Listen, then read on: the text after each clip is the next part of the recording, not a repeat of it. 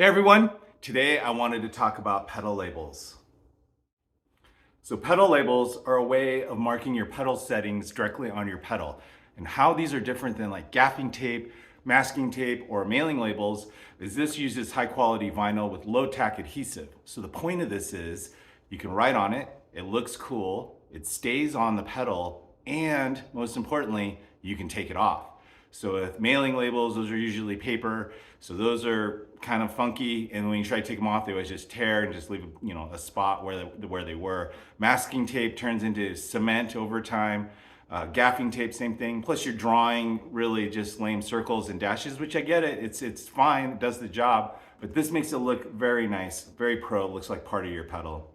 And I'm going to show you next on how I use these and how I mark it and put it on a pedal. Each pedal label sheet has a series of different labels. So these are group labels. So this has 3 knobs on one label, 4 knobs on one label, 3, 4, 3, 4. But it also has individual single knobs that you can pull off the sheet. And these are dual knobs. So some Boss pedals, for example, has like an inner pot and an outer pot.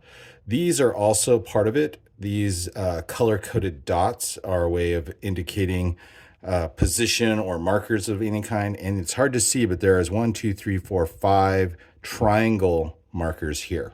And I'm going to show you how I label or mark my labels and add them to a pedal. T-Rex pedal has 3 knobs and a 3-way toggle switch and 2 foot switches. In this case, I would probably use 3 individual knob labels and maybe an indicator for the toggle. And this is how I'll go about it. All you need is a straight edge of some sort. I got this little guy and a pen. On a note about the pen, if you use a Uniball or a Sharpie, just make sure the ink is dried before you touch the label. Since these aren't paper labels, these are vinyl labels, the ink will just sit on top. So you gotta make sure it's dry first. I like to look at the hash mark on the outside and then look at the inner axle. And I'm only going to just do one mark. And I'm just picking any mark. I'm just making a line, not matching the pedal at this point. Okay, what I like to do is use a screwdriver. I like this guy. Or it could be some kind of small pick or just a small tool because we're going to pull the label off.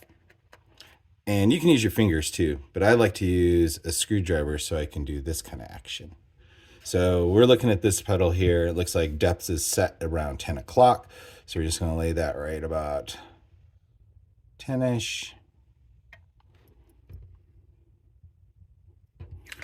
Grab this other one.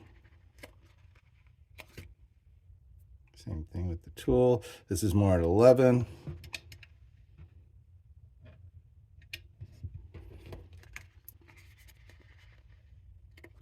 And I don't like to press them fully down until I got my setting right because they're very easy to pull off at this point. So this is like a little past 3.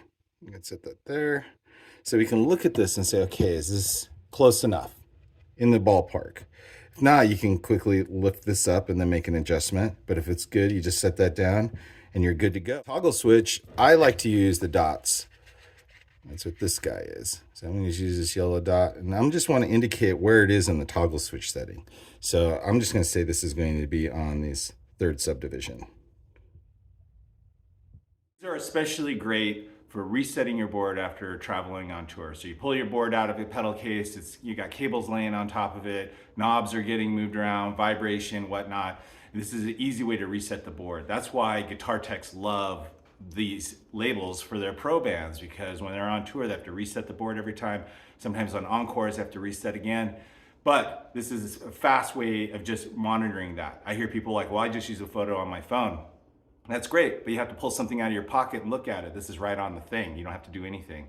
Also, during a performance, there's many times where you might sit there and hear, there's something weird, can't quite get what's going on. You're in the middle of a solo, you're rocking.